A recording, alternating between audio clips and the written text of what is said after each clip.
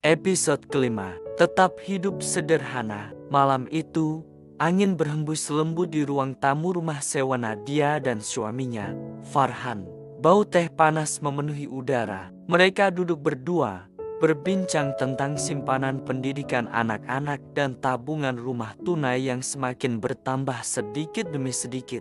Namun ketenangan itu tidak lama. Tekanan yang menguji rumah tangga. Ibu mertua Nadia kerap bertandang ke rumah sewa mereka. Setiap kali, pertanyaan yang sama akan dilontarkan, seolah-olah menjadi skrip yang tidak pernah berubah.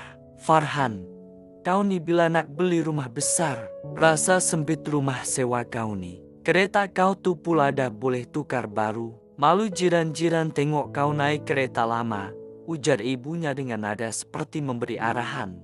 Farhan menghela nafas panjang. Belum cukup uang, ibu. Kenapa tidak cukup? Kamu laki bini bekerja gaji besar.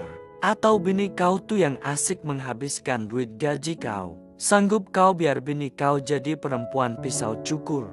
Kata ibunya lagi, penuh syakwa sangka negatif. Farhan menahan sabar. Bukan macam tuh, ibu. Dia bangun, keluar rumah untuk mengambil angin, meninggalkan Nadia yang diam membisu. Hati Nadia pedih. Dia sudah masak dengan sikap ibu mertuanya yang sejak awal tidak menyukainya sebagai menantu. Setiap kali ibu mertua datang, suasana rumah menjadi tegang, seolah-olah kehidupan mereka dikawal dari luar. Mujurlah Farhan tidak mudah goyah dengan ancaman kata-kata anak derhaka yang sering dilontarkan ibunya. Pergaduhan suami istri. Malam itu, selepas ibunya pulang, Farhan duduk termenung. Nadia coba menenangkan, tetapi kata-kata ibunya masih berbekas. Abang, kita dah sepakat. Kita rancang nak beli rumah tunai, bukan berhutang dengan bank. Kenapa abang nampak goyah? Tanya Nadia perlahan. Farhan mengangkat suara, sesuatu yang jarang berlaku.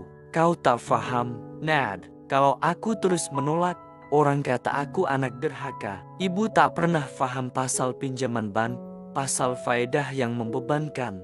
Dia cuma nampak rumah besar, kereta baru. Dia membandingkan kehidupan kita dengan kehidupan orang lain yang nampak kaya raya. Nadia terdiam, air matanya bergenang. Jadi salah aku. Abang, aku yang dituduh habiskan duit. Aku yang jadi punca ibu marah. Suasana menjadi panas. Namun selepas beberapa ketika, Farhan menyesal. Dia menggenggam tangan Nadia. Maaf, Nad. Aku tahu kau bukan punca. Kita kena cari jalan supaya ibu tak campur tangan urusan keluarga kita lagi. Sepakat suami istri demi rumah tangga yang aman.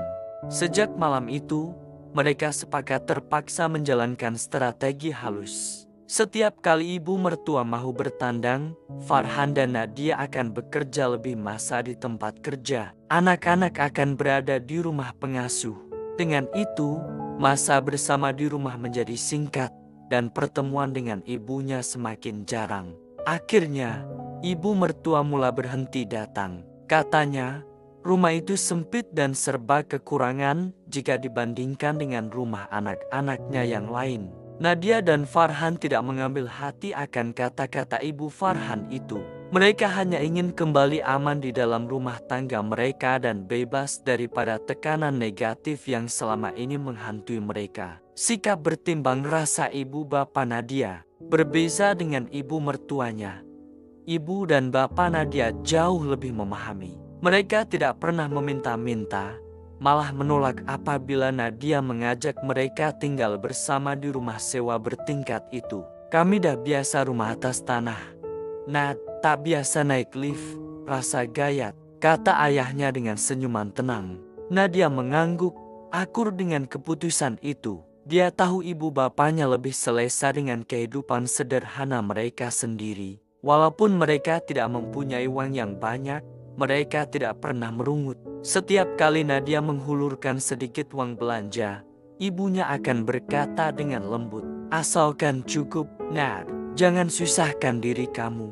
Kami tahu kamu pun ada keluarga sendiri untuk ditanggung. Nadia sebab mendengar kata-kata itu. Dia bersyukur karena mempunyai ibu bapa yang memahami.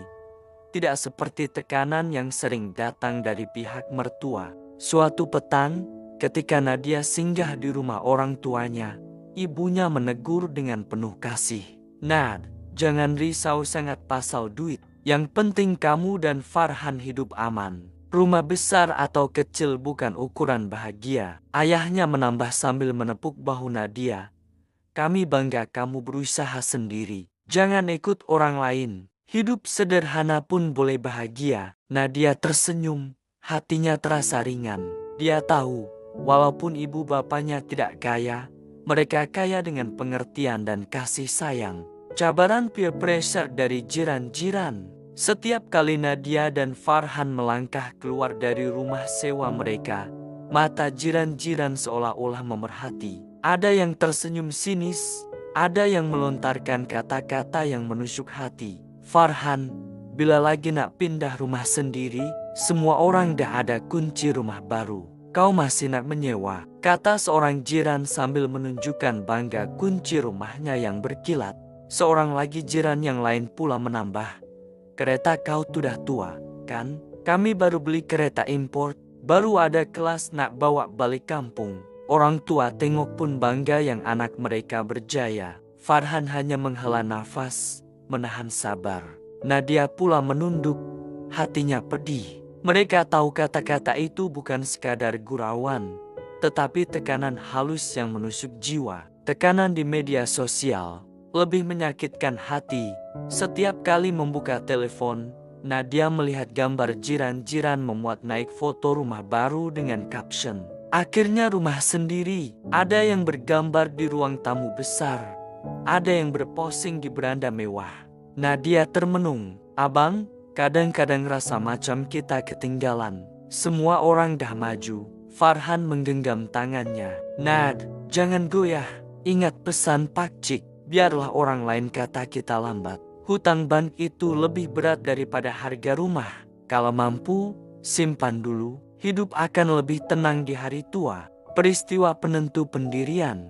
Beberapa bulan kemudian, seorang bekas jiran yang pernah berpindah ke rumah baru datang melawat. Wajahnya sugul. "Aku perlukan pertolongan. Ada kerja kosong di hospital. Aku kehilangan kerja. Rumah kena sita.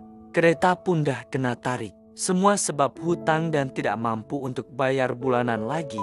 Sekarang hanya pikir cukup untuk beri anak-anak makan dan pergi sekolah sahaja. Anak-anak terpaksa tinggal dengan datuk dan nenek mereka sekarang." Farhan dan Nadia berpandangan. Peristiwa itu menjadi bukti nyata bahwa keputusan mereka adalah benar. Nadia coba membantu dengan bertanya jawatan kosong di hospital, namun tiada yang bersesuaian dengan kelulusan jirannya itu. Mereka menghulurkan sedikit uang bantuan kepada bekas jiran itu. Malam itu Farhan berkata perlahan, "Nad, kita kena teguh dengan pendirian kita. Rumah kita akan beli secara tunai, bukan hutang." Nadia mengangguk, senyuman kecil terukir di wajahnya. "Ya, abang, biarlah kita lambat. Asalkan hidup kita tenang di kemudian hari dan tidak menyusahkan sesiapa." Bayangkan apa ibu abang akan kata jika peristiwa jiran kita itu terjadi kepada kita pula. Ibu akan hina kita karena menyusahkan dia. Bersambung ke episode yang akan datang.